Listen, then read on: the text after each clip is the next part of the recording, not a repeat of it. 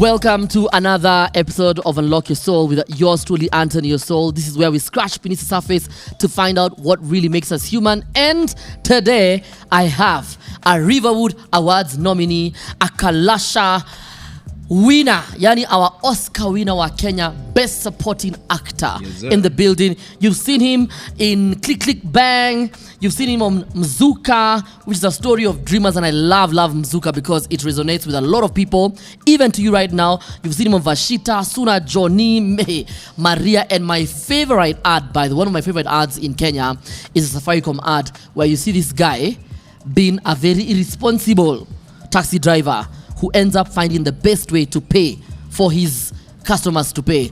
It's one and only the most sought after actor in Kenya right about now, Mr. Nyakundi Isaboke mwenyewe. Wanze umenichocha. Unajua, hii maneno ya kusemanga vitu ukienda ukitoka kwa room, si poa. Ati manzi Nyakundi ngani ya tamnoma. Mwambie tu ajuangeni mnoma. Si ndio? Muongelea akiwa ajuange. Ndio ile siku nakusengenyo unasema anajua tu uniongelea hivyo. Iko ni real. Si ndio? Nyakundi, you have manzi umetoka mbali. Na naenda mbali. From Cardinal Otunga High School. Lakini wewe pia ni chopi. Jua tunangayo shule si watu hivi hivi. Haikuagi madanda. Unaona maloya karibu nusu town ni wa Cardinal Otunga. So mnapenda kuargue sana. Unapenda kuargue. Mi uargue tu na facts. Nikijua niko na facts of the case hawezi nishinda. Kweli? Hata ukue nani. Ndasimama juu ya meza nikuambie. How comes wewe una kasoprano?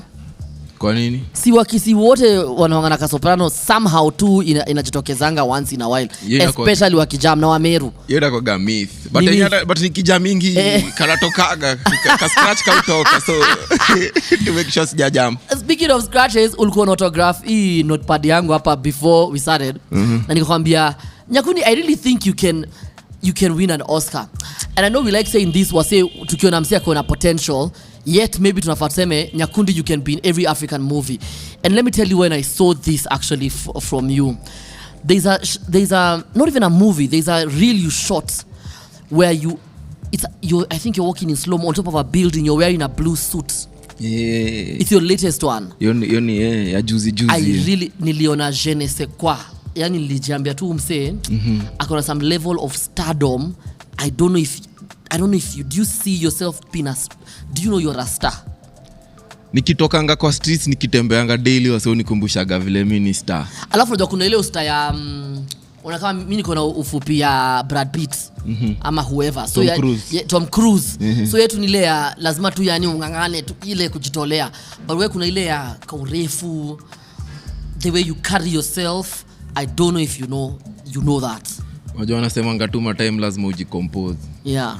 So nikitokanga huko nje kwa streets manzena kwa gatu nimejicompose, unajuanga kitu yoyote inaweza happen. Unaona ukitembea hapa huyu ashakugotea, huyu ashakuongelesha vile anataka. Unajua kwa mtaani watu wanakuaga zile za wewe ishia huko si hata utugotee. Exactly. Na unajua unajiulizanga ile ya simuenda ndo uongelesha kila mtu. Exactly. Ukinigotea mimi nitakugotea. Alafu wakija kuwagotea wanakuambia umse nafikia kila mtu anamjua hata umjui. Samu mimi mindingi business yangu. Exactly. Afu kitu yote ikitokelezea tu unaihandle, unaona. Alafu exactly. Confidence ni kitu yenye lazima ujifunze. Wanasemaga kitu poa yenye unaweza fundisha kijana ni kukuwa na confidence. Sababu tunaishi times zenye kila mtu ana derive confidence from material things, kukuwa na pesa kwa wallet, kuna gari fiti, keja fiti. Hizo ni vitu poa. Lakini confidence yako tu inafanga ikuwage hata kama umeparara. Na wewe in your bringing yako inafanya uonge, because nilikuwa mwambia jana nilikuwa nikiprep show, nilikuwa nakusikiza ukiongea, and actually you didn't have an interviewer per se. You are able to flow and talk about your life na story yako. But also there's a lot of very, hata kama si strict, very humble upbringing here, bro. Ujue kushina watu, hard work, ujue pia kurudisha mkono, ujue kurudi kwa familia, ujue pia maneno ya church. Hii upbringing yako na hii una credit nani kukuraise hivi? Mamangu na aunti zangu. Alafu sasa to the icing of the cake ni budangu. Alikuwa anatuona walk stray. Budako nalo chagua your weapon. Alikuwa anaweka nyaunyo ya stima hapo na mabare pale kando. Ndio uamue ama pia ikiwa ngori tu mpigane. Exactly. No, ndio piga budako na kupiga. So akikuona wao afu unaanza kubehave vile hataki tu ni sasa itabidi mkono. Yeah. Alafu like mimi nili grow up place yenye lazima ujue kuishi na wase first of all, kwa sababu ni grow up hapa Kibich. Watu ni wengi na watu ni wa tribe mingi. Ukirabu huyu vibaya, sijui bro wake ashakuona wo. Ukirabu sijui kuzo wake, sijui mbogi yake, ama utumiwe dogi. Tukolewa boy, tulikuwa na grow na matu, tulikuwa na madogi mare.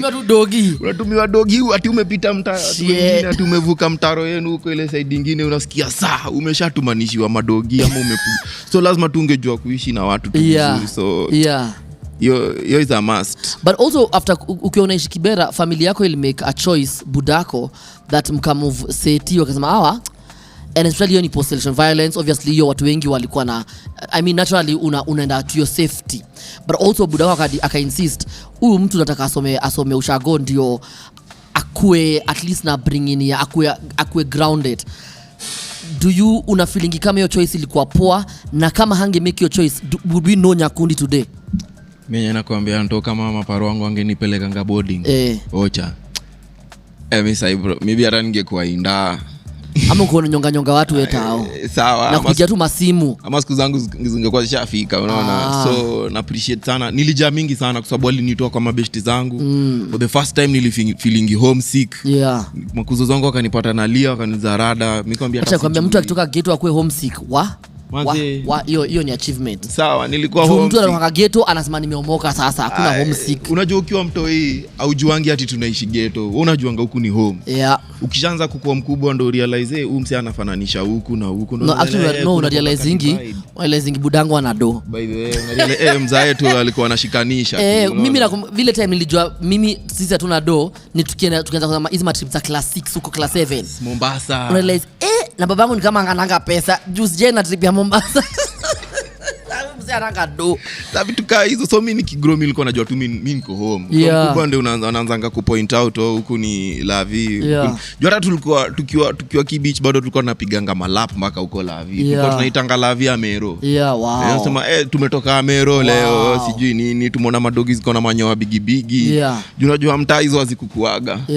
Mtaa zilikuwa tu ni mabobi, marex, masimba, hizo tu ndio pekee yake zilikuwa mda. So mimi nilikuwa naona chiwawa kwa movie. So ukivuka huko Karen nini afu unaona madogi huko ni Amero. So haikukuanga big deal. Mimi anakuambia mtu hata sasa ati bali unaishi mimi haijai ni stuaga. Mimi bora na breathe na niko fiti. But unajua unaona mentality yako. I think mentality yako inasaidia sana ukiwa celeb. Because ima ni expectations ati tuna expect ati tuonange Nyakundi ati sijui leo ako Diani, kesho ati sijui ana hobnob na nani muenda. Yes, but wewe ukiwa leo iko sawa, kama kesho hakuna ni sawa pia. Juu unajua ndo tuko age yenye depression, wanasema mental health ni vitu zenye ziko na kipaumbele. But unajua kusema tu kweli, the reason why kuna depression na hizo mental health mingi kwa sababu watu wamesota na watu hawapendwi. Unajua watu wakipendwa na wako na float, depression itakuwa story yako. Juu kwa hao kazi yako ni kufikiria. Acha kwambia kuna kazi mbaya kama kufikiria. Alafu unafikiria na hata kuna mtu anakushika shoulder hapa kwambie relax, is going to be okay. Unakufa.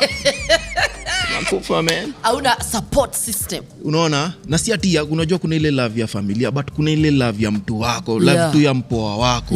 Manzina iko ule mpoa tu mwenye anakuambia unajua ni aje mtu wangu, vitu zitafanana, mimi I got you. Si ati mtu mwenye anakuambia wewe kwani tutakula tutafananisha matumbo na mayai kila siku. Haikujengi like na feel my youth sai tunagava badala ya kujaribu kuambia watu waende. Counseling ni poa. Juu kubongana mseni kitu poa sana. Juu inatoka kwa roho. But yenyewe mayuto wanahitaji form na wanahitaji kupendwa. Alafu tu mimi nakwambia hii depression na mental disorders itakuwa thing of the past. Ukiwa na mabeshte wako na mnapiga ma story, unajua vile machali tu semanga ati machali tupedi kuongeleshana vitu tunapitia. Wewe una encourage watu saizi. Una encourage juu maybe unaweza kumeniongelesha leo mimi na nilikuwa na need kusikia information. Uongelesha mabeshte wako unaambia bro, wacha nini kama tunapiga jaba. Kama unaweza for jaba ya so mbili kula jaba yako enda home. Ima nyingine maneno mob kutaka sijui iPhone 15 watana nayo. Si upiga sherehe inatoshana na sisi. Hakuna siku miuta kuna siku za mama wewe na hizo mama matel nini lakini si daily. Manze mnaweza piga hata konyolo yenu mtaana hiyo bambe kwa sababu una feeling sherehe is the company you keep. Manze unaweza kuwa unakunywa the most expensive whiskey ama konya kwa meza na manze haikubambi. Exactly. Kwa sababu uko na mambelaina tu. Yeah. Watu wanataka tu kuobtain. But kama uko na mabeshte wa ukweli, yani haijalishi mko wapi. Mimi nakwambia the best sherehe mimi ni have itao. Yeah. Hata sio hizi matima club big. Ati red carpet. Tulikuwa Huruma. Mzinga ile kwa meza tulisherekea. Mimi nakwambia kulikuwa na vibes true, tukatumia vitu zetu zingine zenye hata siwezi sema hapa. Zilitulipulia tu daily na bro tulikuwa huko ndani hata ndo tufike stage ilikuwa inabidi tunatembea 15 minutes. Mpaka leo hakuna sherehe imani ilipulia kaa hiyo. So ndo muka chini nasema ndio unaweza kaa online uone mwanzo wase wamechachisha ama unaweza naantoa huko sijui wapi na niko unhappy huko billionaires resort na niko unhappy umeshika mama na nasi kwa beach wallahi na zikulipuli hata haikunice bro like usione frame moja nataka tu kuposti video nitoke jua sifurahi nipate ma likes online na video si yangu ni juu ya client sasa nimefurahi but wase hawaonangi hiyo unajua mpaka u experience hiyo kitu ndio realize by the way si kila kitu. So watu wengine wanapigwa na stress hapa nje usijui nani arudi yangi. I wanna be like Nyakundi bro. Bro utapotea. Mimi peke yake ndo niko na blueprint ya life yangu. I like that uko by the way umejielewa sana. You know if kukua self aware is so difficult. Lazima I think watu wengi to be honest when you are self aware tumetoka ghetto.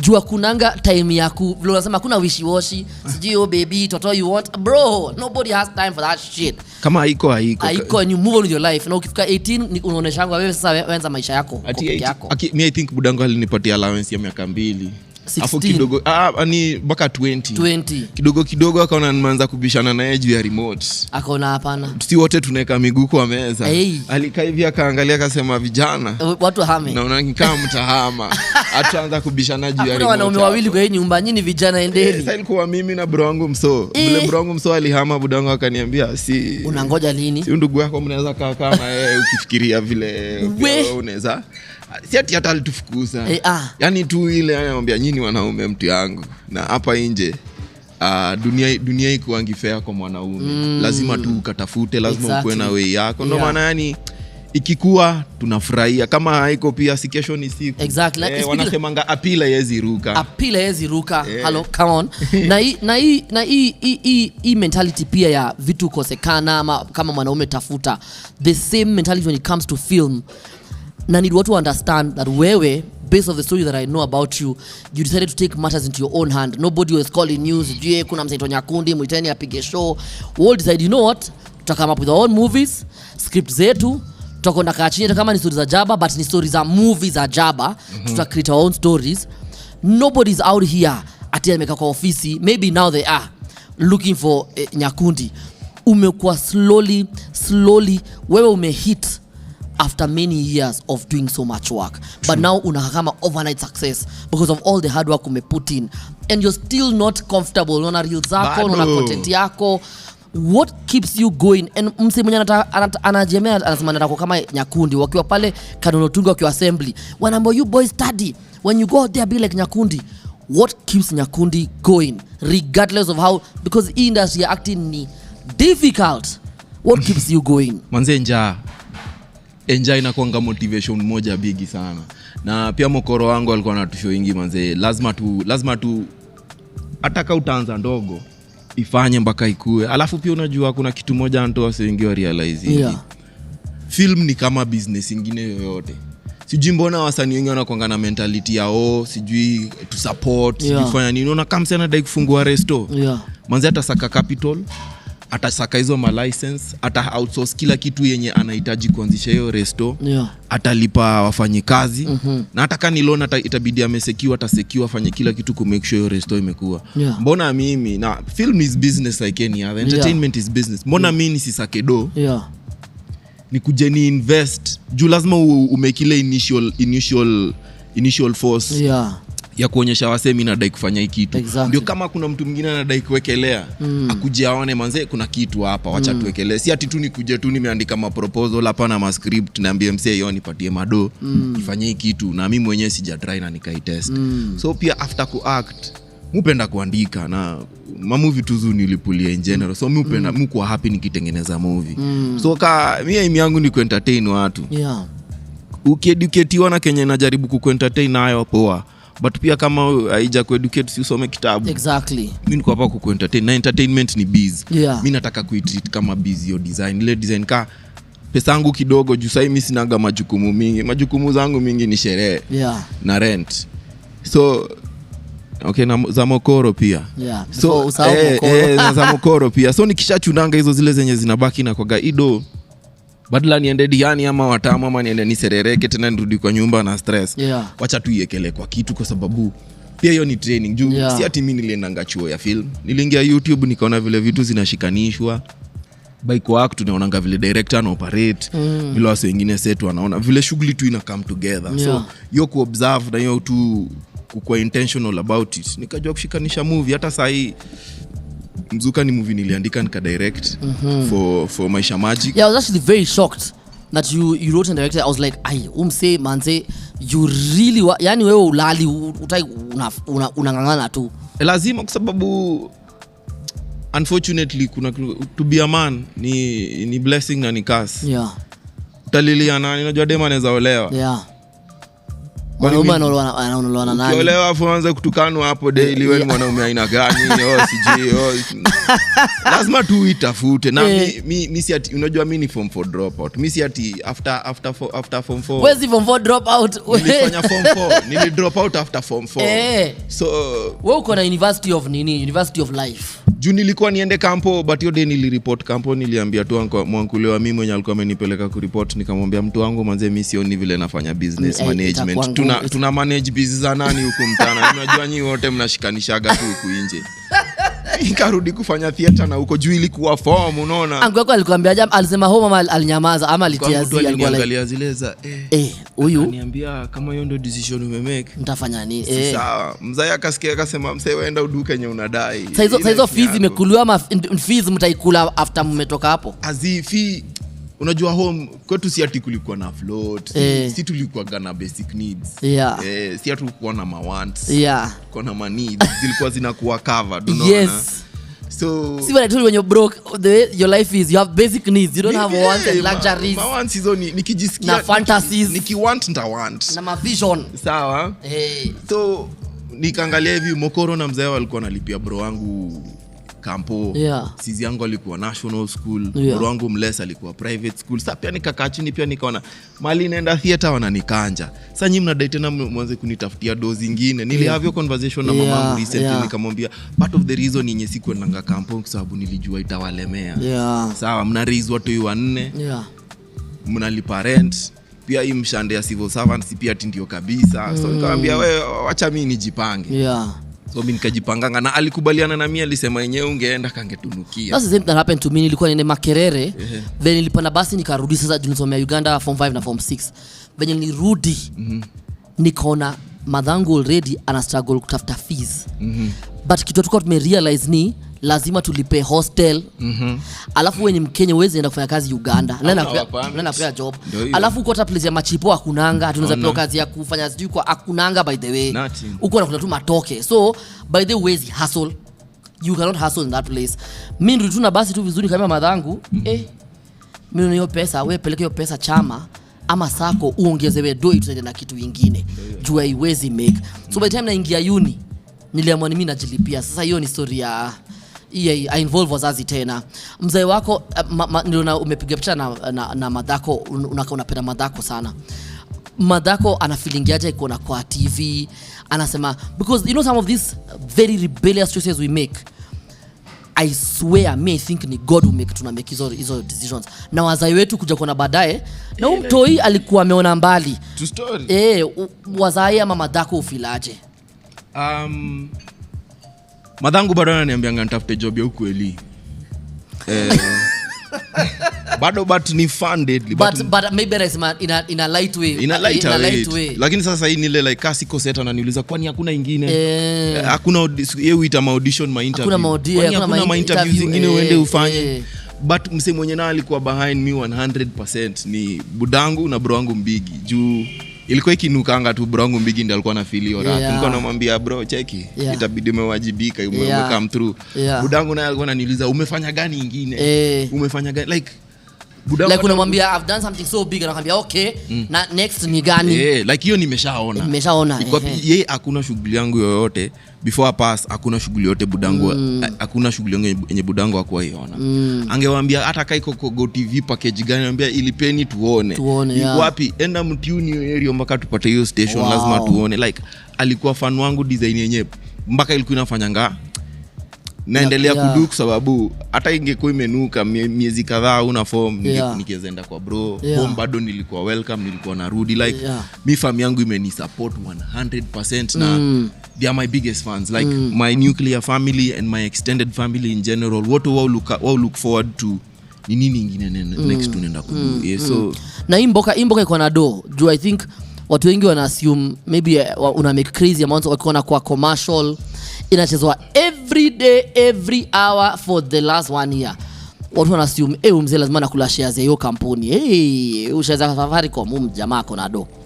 Manza imboka iko na float lakini maobtainer ndo wengi. Mimi naona ningekuwa mabroka ni wengi. Mimi naona ningekuwa nimeomokanga kimbota sana.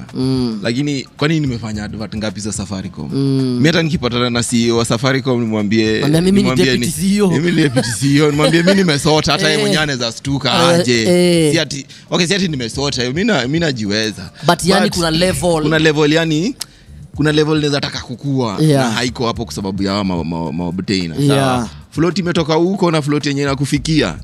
Because just even to I don't want you to say it because I feel like wewe uko in the industry na mimi personally like I haven't done this in a while, so ni break it down watu ndo understand. So you have a company called Nyaboke and this Nyaboke company wants to shoot an ad. So they go and they decide, they come up with concepts, they go and talk to an agency. The agency is called Blackie Agency. Hii agency inaambiwa tutafutieni actor. So agency inapata nani? Inapata Nyakundi. So ipata Nyakundi wanamwambia niaje tuko na hii commercial, tunataka kwa hii commercial. Not kwa X amount. But remember hawaku actually I'm wrong. They didn't even call Nyakundi. Hii agency Blackie ilita casting agency inaitwa Kuria Agency. So Kuria akaenda pia na yeye akakuja kafanya nini? Maybe better by the usi casting agency wa ukweli. Uni broker wa hii. Ni bronje tu wa hiyo. Ni bronje wa Blackie. So anakuja anaambia nani? Anaambia Buju wewe ndio casting agency wa ukweli. Eno tafutie actor. By the time Buju anapata Nyakundi amepitia nani? Anto. Anaambia Anto I'm looking for this kind of ninio. Look for me. Ile tu ta kibro tu. Anto anasema you know what, I know the exact person you're looking for. Ndio huyo hata namba iko chani mbala yake. By the time Nyakundi anasemekana yeye na ameitiwa hiyo show, kuna location imelipiwa atikutafuta hiyo Nyakundi mwenye anajulikana ni nani, ameshalipiwa. Kuna catering ililipiwa hiyo siku Nyakundi alifanyishwa interview na watu wengine 200 kwa wanadanganywa tu wawajui, hata yeye ajui kwa hiyo plan hajui. Haya, kuna madere walileta crew hiyo siku kampuni ilikuja Blackie walitumana watu wao, Kuria walitumana watu wao wakuja wakula hiyo food. This is money being spent to get this one person. By the time they get Nyakundi ndio huyo ameonekana kwa TV. Agency Blackie imeenda imechukua agency nyingine ya production. Ya kufanya nini? Ya kushoot hiyo kitu. Alafu on top of it kuna photographer. Anafaa kushuti maneno. By the time Nyakundi analipo pesa yake, anaambia Nyakundi, this thing you have a budget. It's low budget. It's low budget. Nyakundi alipo how much kwa billboard? 300,000. Ati 3 so hata umejaribu. Hiyo kwa budget inaweza kuwa imekuwa 3M.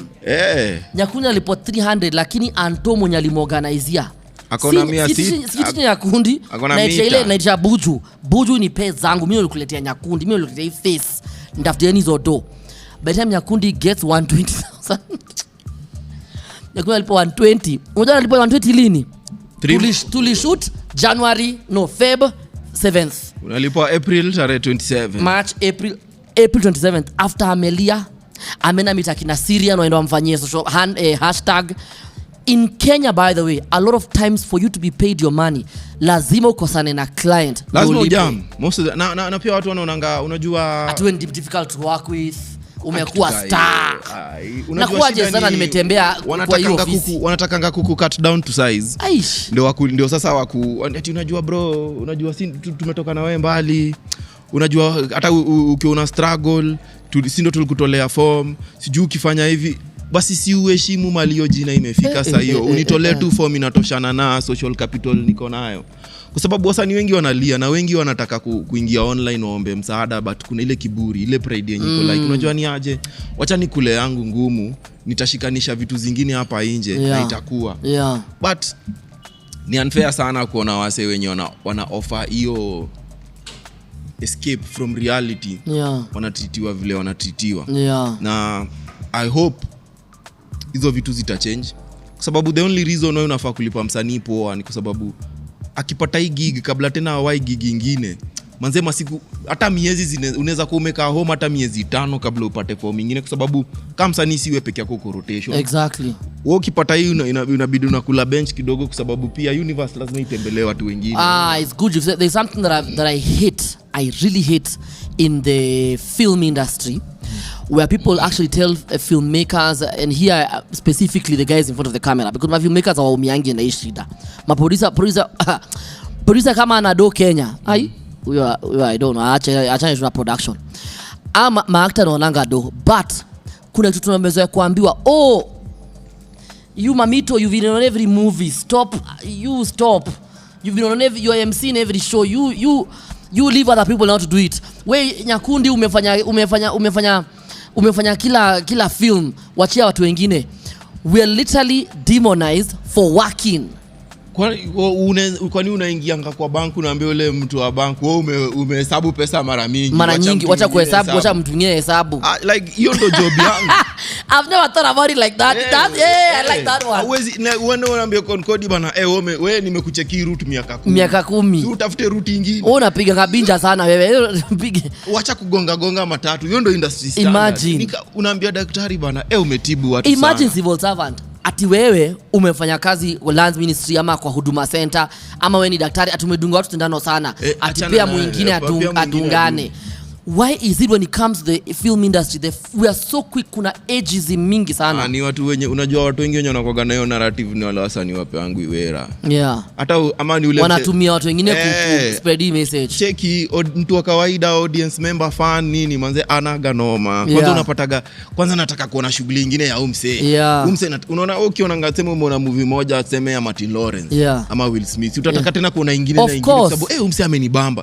Kazi yake nyingine ni gani? Na asa unaweza piga mdomo vile unaweza piga, but pia mimi kama producer tuseme if I want my movie to sell na najua nikikuweka Anton kikweka kwa movie yangu itakuwa na business. Bro mimi sijali kenye kelele za chura. Lazima ng'ombe kunywe maji. Exactly. Hata hiyo chura ilie vile inalia, kani kuna kiu lazima nikate maji vile. So bado mimi nitadu vile nadai, kwa sababu mimi ndio na understand hii biz. Wewe utapata wewe ni mtu wa kuchoma nyama. Wewe choma nyama. Hakuna mtu mwenye anakuja. Ati mtu wa Mutura ameuza Mutura sana hapa. Adu. Siondo kitu yondo mboka yake. Umesema kitu nika realize by the kama utaifungua bar, unafoita hiyo bar kelele za chura. Kelele za chura. Si lazima watu wakate maji. Hata kuna kelele za chura. Itabidi nimefungua ka local. Hiyo inaweza ka local kazuri wines and spirits. Manze itabidi nimefungua pale chura. Ndafungua tu ya keg. Itakuwa bezi ya keg ndo form. Kelele za chura. Kelele za chura. Uko hata masimu haziko allowed. Coming soon. Kauna kabambe wingi. Or even a nice short film or like segments where people go to talk about shit that nobody wants to talk about, and it's called Kelele za Chura series. Wajamaa wanaongea tu ujinga yenye unajua iko allowed ni kama No Man's Land ya kubonga. Wanaongea all the shit that nobody wants to talk about. No, so already measure the premise of the story is that we're allowed to talk shit. You know, if you make it into a show and it's acting, you get away with anything. The moment umesema ni opinion piece. I misfanyangi opinion. Everything I do is an art piece. Even this one is an art piece. Come on. Yes. And I'm very glad that you're here. But also, I'm afraid that there'll be a day I'll not be able to interview you. And I'll explain to you why. Why? There's not something called AI. And I'm very worried about what AI is going to do for the art form. Wewe umejikingaje na vitu kama AI? Listen, if somebody decides atake a billboard AI, that's maybe a choice they've made. What I'm more worried about is movies or productions you are going to be a part of where you will sign off your intellectual property, your voice, your face and all those things to end up to be fed into AI. So for example, nisikie Lion King ya 2030 iko na sauti yako, but ni AI imefeed hiyo Lion King, lakini wewe ulisha sell off the rights to your voice. But unajua mbona siogopi AI? Nikele time yenye internet ilikuwa inakaa, unajua ilipigwa vita. Actually Y2K watu waliambiwa hiyo siku wasiache stima. Unaona? Wasiache la computer vile kile tutalipuka. Unaona? Kila kitu inapigangwa vita. Kenye tunaweza do na AI ni we need to put legislations in place to protect intellectual property. Alafu pia kunafaa kukuwa na option ya mimi kusign my likeness and my likeness to myself or to my own estate in perpetuity. Design yenye hata kama imetumika kwa movie iko borrowed, bado mimi nakanjwa. So hatuwezi approach AI na uoga. It's here, ishafika na imekuaga. But mimi na believe kama human beings machine hizi kuwa smart kukushinda. Macha zinaweza process vitu haraka. Pia wewe nashuku imetengenezwa na binadamu. Exactly. Hakuna vile hiyo kitu inaweza kuwa smart kukushinda. Inaweza process information bio, but maybe ina emotional intelligence. Ama maybe iko na emotional intelligence lakini hizi process vitu vile una process. Najua kutakuwa na balance. Hivyo ndo mimi na feel. But first things first ni we need government to create legislation yenye ita protect majobs zingine. Alafu mi ni ule mse AI ni stui. If anything AI pia hizi bonga sheng vile unabonga. Hizi bonga vile na. AI hizi code switch actually you know I've realized I've not to jaongea in English most of the time, but also which is not an on you, a judgment on you, but because unajua code switch ndo vile unaweza bonga sheng kimbota hiyo ni kitambo. Or mabronjes, mabroka. But also your movies, man, you speak English. I mean, when I look at you, I'm like, this guy really knows how to code switch. Si mimi niliendanga chuo bro, na lazima utumie school fees ya mzazi. Wewe uko ni kusomanga sound and read. Kila mtu alisoma sound and read. Tulifundishwa kuongea Kizungu. Kila mimi naweza bonga kila mimi deadly. Ni vile unajua kuna kitu fulani yenye ukisomanga history, story ya walami. Jua ndo aliichora. History no alipenda huko kwenye Kisii, back to Kisii walipenda Kisii sana. Vibaya sana iliwa. Ya Highlands, White Highlands. Hata Nyeri walikuwa. White Highlands. Na huko Nandi. So as in colonialism uni jamisha kwa sababu yani hasa walikaa mna ikabidi yani wakatuteka tu hivyo tu live na wakasema sisi tunawadominate yani changuvu. So squeeze nikibonga kilami mimi feel nikana sell out unaona. But si bonga kilami ukitaka ganji itoke. Exactly. Room nyingine ukiingia kuna joroge fulani ana shine shake na he only speaks English. Why is this boy speaking like he's a thug? Wezi kama hapo unaboga like a thug. You're speaking like a thug, you know. As a company policy we can't associate with thug. So like whom say inabidi unambongesha kilami tu vile inafaa. But mimi nikibonga kilami mu feel nikana sell out. Ndio maana mu jam nikisikia msi anasemanga me I don't watch local content, I don't listen to Kenyan music, I don't wear Kenyan fashion. By the way, I am a Kenyan TV fan. Of course I don't watch local content. I meet people who are so proud to say, someone is like, oh, you know Nyakun, yeah, this is my pal, he's like on the biggest right now. I don't know. I'm so sorry, I don't watch local. Watu kama Anthony nini. Fuck off, man. Hata sinaga time yao walai. Nile we ishi tu life yako kwa sababu unajua kitu ya kwanza mzungu alifanya akatukoroga against each other. Alituonyesha yetu ni inferior, yake ni superior. So daily nikiangalianga kila mse anajaribu to aspire to white standards of yani hiyo ndo the highest standards of living. Kidogo wena ni vex. Na nikigo back ni budango alikuwa na enjoying kuona ma Nigerian movies vibaya. Na mimi nilikuwa wasewa unacheki movies za Hollywood ni noma. Sijakata technologically vile wame put together hiyo skill yao ni poa. But haimanishi yetu ni mbaya. Juu awase wenyewe wanasemanga I don't watch local content, I don't listen to local music. The same people unapatanga wanadharau makuzo wao waocha kwa sababu ati ni washamba. Ati I don't associate. Hiyo ni ukoloni. Walisha yani kwani definition ya ukoloni ni nini? Yenu ni ukoloni mambo leo. Hiyo ni ukoloni like juu unajua kitu nilirealizing hata ukikaa chini uone Vioja. Unajua Vioja was the simplest show ever done in this Kenya, but ilikuwa amazing juu ukijirudisha tu level useme wacha ni entertainiwe. Hizi vitu zukubamba kwa sababu hizi ndio vitu ukiwa kwa plot unasikia ule mama akisema aunti yako ukikaa na aunti zako vitu zenye ziko kwa hizo movie ndio zinasemangwa watu piga.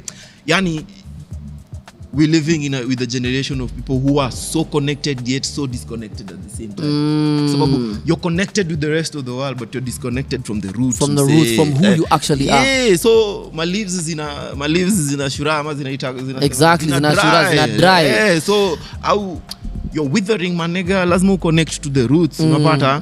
So mimi najua Kikisi. Mubonga Kikisi na nyanyangu na aunti zangu na makuzo wangu wenyewe haelewi Sheng, but Sheng ndo lugha yangu ya kwanza. Kibich wezi zaliwa Kibich na ukose kuongea Sheng ndio lugha yangu ya kwanza. Sheng nilijua Sheng kabla nijue Kikisi. Unajua ulikuwa na work na the late Charles Ouda. It's very difficult for me to say the late. It's like I can't believe ni kama movie. Ati we are saying that because like I was telling you before, nimekuwa envision wewe ukiact kama Guka. Like nangoja kuona hiyo siku yenye you're an old, Salt and Pepper, you're acting, meaning I want to see you do this for a long time. Manze, me too. I can't believe that we can't say that about Charles Ouda.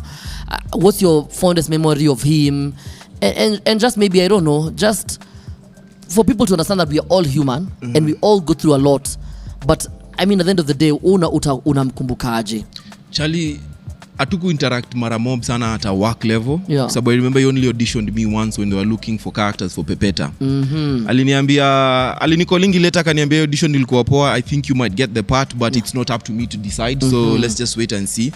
Hapo ndo nili interact na at a work level, but most of the times tulikuwa tu tukipatana pale KNT kwa balcony like vibes nini like manze tumepiga story mob 100. He told me about his plans for the industry, his vision, what he thought it should be, unaona. So hiyo day vile niliamka nikapata mkamzee amepost ati Charles is no more. Kidogo kwanza niliona nika movie. Kwanza nilizima mneti kwanza nikatoka kwanza nikajiambia maybe hizi ni zile ma hoax. Kama hii ni parody account hata si mkamzee. Alikuwa anasema like aje kumsesi nimeona kipostiwa jana usiku na wasee hapa wakasema wakiwa rapati nini. But then again nika realize najua life ni fiko. Unaweza kwa tapiga story hapa usonge hivyo upigwe na tractor. And one of the things for me, my biggest fear used to be death, and it used to cause me a lot of anxiety. And I think the day I healed myself or started the journey of healing myself was the day I realized it is so inevitable. It's inevitable. And also my death has got nothing to do with me, Nyakundi. Nothing. Because the day it happens, na wachia nyinyi hiyo kazi. Nyinyi ndio mtapanga mamikutano, mniokote, mnipeleke, mniosha, nyinyi ndio mtaninyoa, nyinyi ndio mtaweka dread zangu poa, nyinyi ndio mtaweka maring zangu. Wewe msema manze antoe zenda bila maring zake. Lazima. Nyinyi ndio mtasort. So why am I worried about a day that I have no control whatsoever? So kenye tu mna feel sasa tunaweza do ni to celebrate Charlie for who he was. Tujaribu ku keep memory yake alive and warm for posterity kwa sababu he contributed immensely to the industry. Me among the people nilikuwa naonanga kwa TV Better Days, Makutano Junction, yani nilikuwa sasa manzi hao sio wana act poa na naweza taka kuact kama hata sasa nilirealizing episodes za Makutano Junction zilikuwa YouTube the other day like during COVID ikianzanga nikabinge watch for like 2-3 seasons. I was like manze ni amazing if people could do this back in the day. Manze imagine kazi inaweza fanywa sasa and then Charlie came back and then and that production back, oh my god. And I just wish Kenya alikuwa na champion for whatever he stood for. His plight maproducer wengi waisikie. Na saa ingine tunajaribu kupiga maproducer vitata si yao. I hope broadcasters hear this and they change their ways kwa sababu whatever decisions they make in the boardrooms ripple effect na inatu affecting mpaka huko chini. But I've worked in the media and specifically for very big mainstream media. I really think there's a lot of that colonial mamboleo in those boardrooms. The idea that people are okay to buy old tapes of Singaporean, Indonesian shows instead of actually growing. It will take a South African to come to Kenya and say, people love local here, why don't we invest in the local? Whilst our own people literally do not see the value of our stories. And then when those stories become big, now they want Nyakundi fanya influencing, Nyakundi kuja kwa hii, Nyakundi unaweza kuwa radio presenter. But why do you wait for others? Unajua Kenya nani boni, I feel like half the people running these broadcasting houses don't have a clue about programming. By the way, they don't have a clue and they don't care. You might lack a clue, but you come and say, let me meet Kenyan artists and talk to them. Because people think about the bottom line. The bottom line here is very simple. Me, I get my salary, I get my bonus. But people are saving more. That's the thing. You see, you and I, unfortunately, we're creatives. We've been given a bigger task by God than other people have, which is we are not mediocre. Some people revel, they enjoy, they survive, they exalt, they swim, they drown in mediocrity. Ati wewe unaweza sema misaki hii film because sijapenda hii script, let's fix this script. Kuna mtu anakuambia bro, si tumalize tu tuende. What do you mean tumalize tuende? What do you mean? You mean we do something shitty so we can just go home? Why can't we work on our, for example, mimi na wewe tuko na malines, tupige malines until vile enough. Maneno ya tunakuja all set, sijui nini ustart toa. Kuna watu wenye hawana hiyo. Now imagine your attitude where there is money involved. Si wewe unasafa? Tutasafa manze. Oh, bro. Because I feel like local, ukiangalia vizuri unajua Nairobi inakuanga ka bubble flani. Na Nairobi watu half the people in Nairobi wanadhani wanaishi Brooklyn. Bro. In it. Mate. Wanafikiria wanaishi Mayono. Hiyo show inanikasisha sana hiyo Top Dog. Juu imefanya Wakenya wa Nairobi wafikiri wako na British accent. Wanaishi London. Like about sawa. Any mate. You get food. Kila mtu.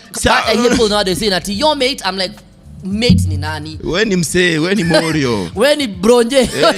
Mama ya mate nini? So as in like unaona power ya art of that kind of a show. Yani mpaka inafanya msee anafikiria yeye ni wa huko. Na the first thing ukiangalia vizuri hata walami au makolonizer wengi wenye wako area wana pumping mob sana kwa cultural activity. Kwa nini? Kwa sababu hapo ndio unashikilia. Pia hao wanajiambianga hatujui kitu kingine apart from hii. Tukishika tuna hii culture yao, kwanza afu tuwapatie yetu, tuwauzie maagenda zetu, hata wasahau kila kitu yao. Like, na wako very quick kuzichukua. In any case, willing buyer, willing seller.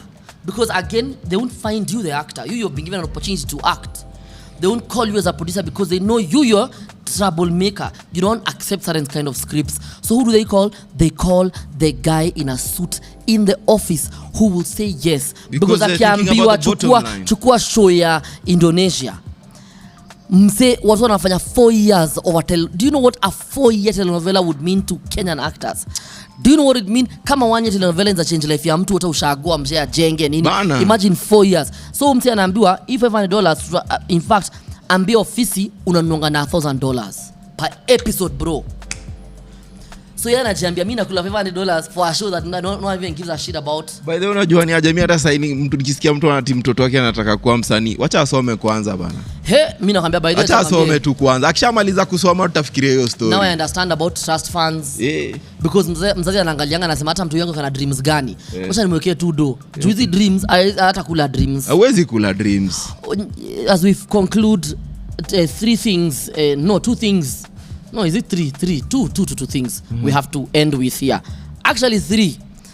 Number 1 first is a game. If you were to dedicate a song to the following actresses, which songs would you dedicate and why? Fikiria tu hizo wimbo. Inaweza kuwa ni R&B, inaweza kuwa ni urban tone, inaweza kuwa ni gengeton, inaweza kuwa ni afrobeat, whichever song. Foi Wambui, unaweza dedicate ngoma gani? Based on character yake, maybe umemeet tabia zake.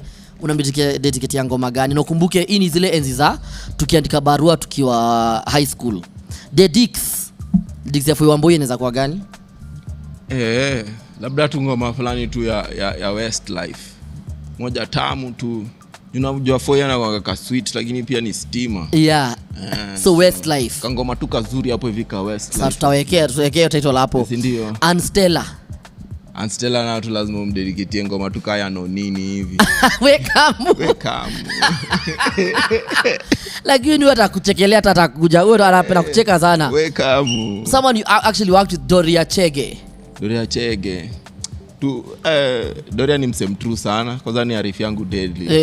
Nafaa tu ngoma tu tamu ya Kisapere ya Samido hapo moja. Shit, I literally thought you were gonna say that. I was so sure. Ngoma tu Kisapere ka Samido. That is a good one. Samido, I love it. Ile mlipulia. Makena Kahuha. TikToker. What about Shiko Moshiri? Shiko na ngoma ya BNBN hivi, si ndio? Yeah. Kwama, ngoma kama Kwama na ana kama mtu anachukulia vitu ya like if you love me for me.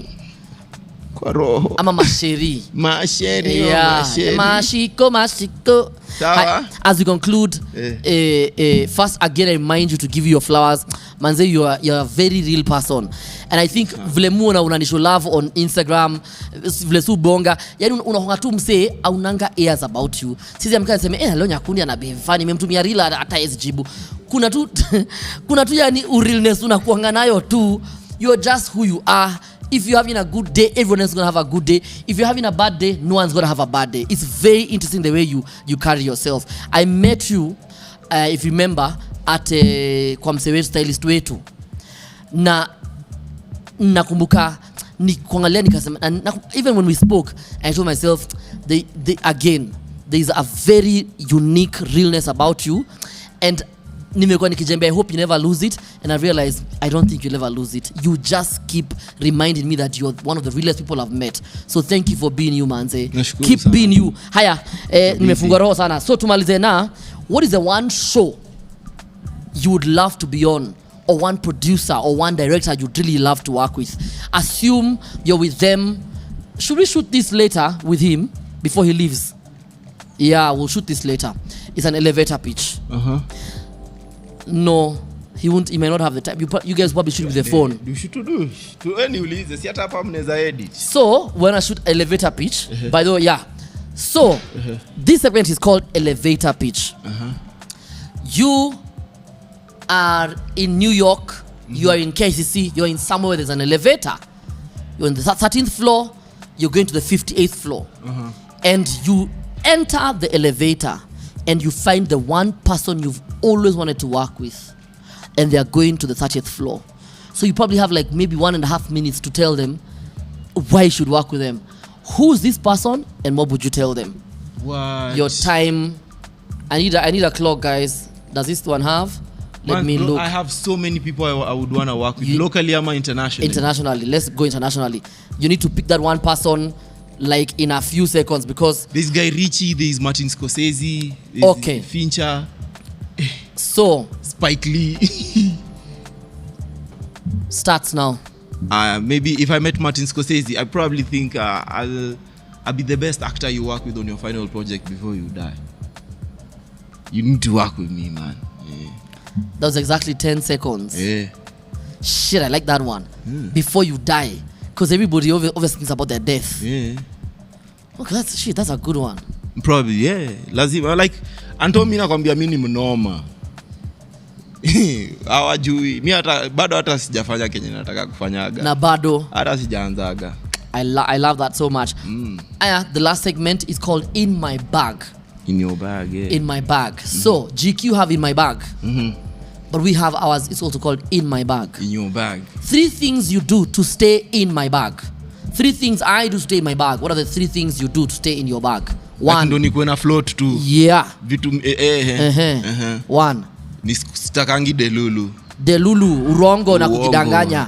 Kuna tuwezi afford. Be as real as possible with yourself. 2. You have to show up, manze. Show up. You gotta show up. And get that paper. Show up. Regardless, usidharau ati nani amenipigia simu. Show up. Alafu ndo tukijua unanifanyisha manki na kuchorea. Which is also a good number 3, which is know when to leave the room. Like kama it makes sense. Mi ujua kunusa bullshit na mbali sana. Nikikuona tu hivi mimi najua unataka kunichoresha giza.